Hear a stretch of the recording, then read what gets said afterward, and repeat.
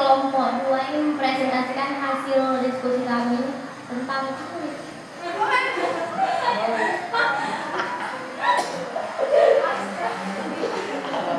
patung.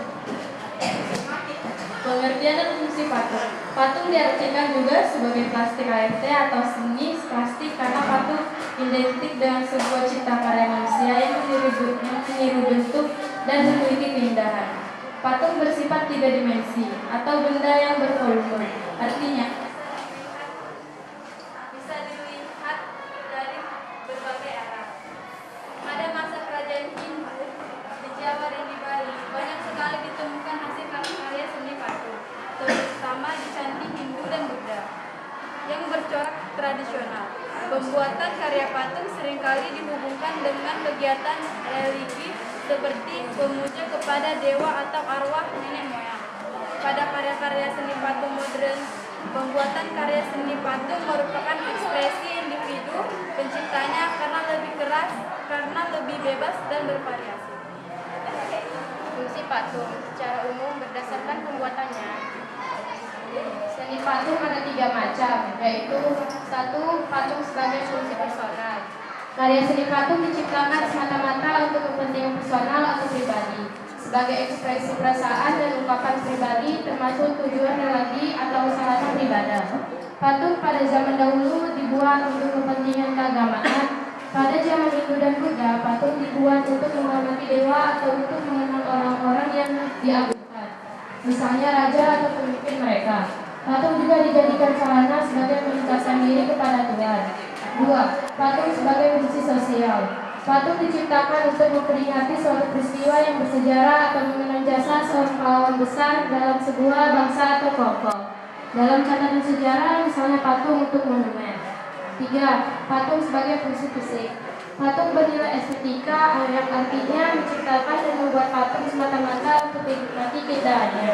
Patung-patung yang dibuat sengaja untuk menghiasi sebuah taman, sebagai dekorasi di sebuah gedung, dan juga berfungsi memperindah sebagai konstruksi. Contohnya patung kerajinan dan patung arsitektur. bentuk dan jenis patung. 1. Bentuk imitatif, realisme representatif.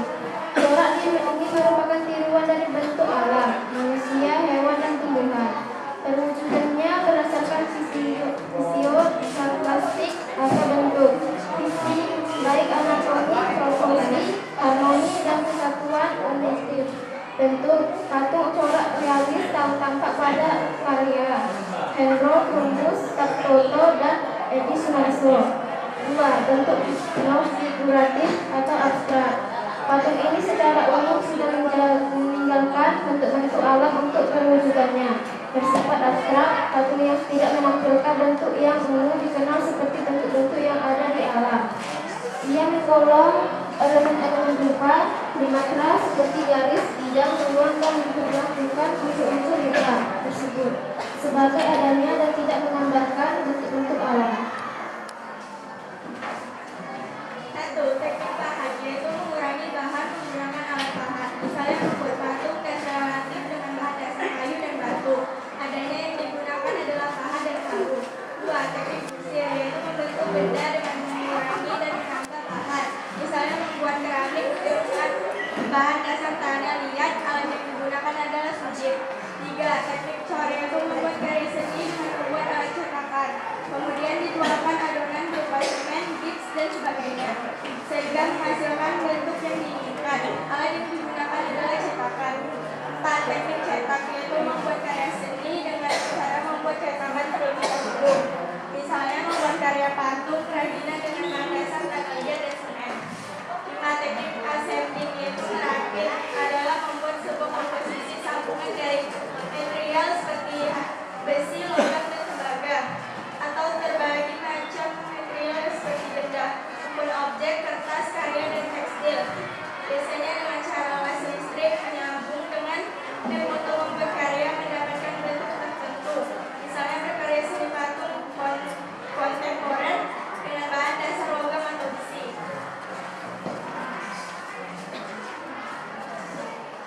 Oke, alat dan bahan berkarya seni lukis. 1. Pastel yang merayon.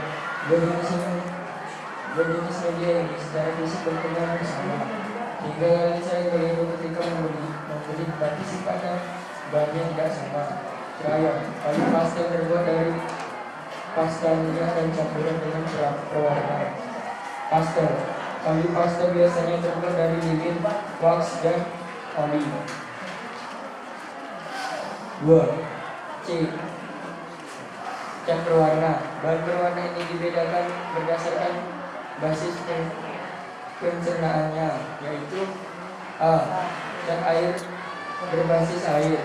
Cat air berbasis air jenisnya ada dua, yaitu water dan roller yang bersifat transparan dan coaster roller yang bersifat lekat.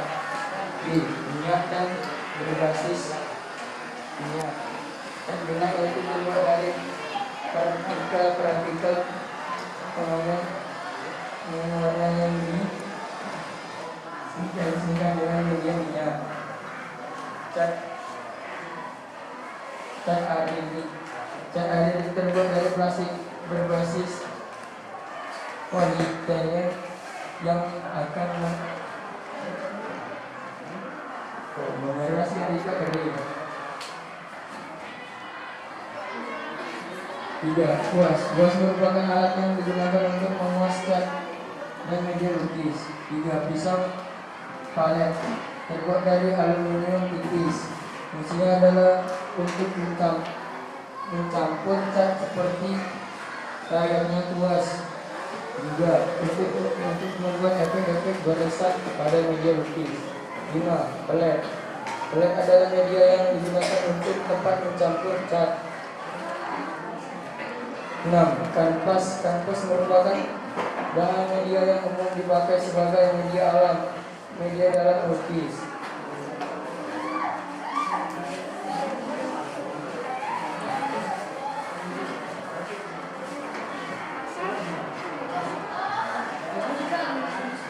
Sekian presentasi dari kami. Apakah kalian bertanya?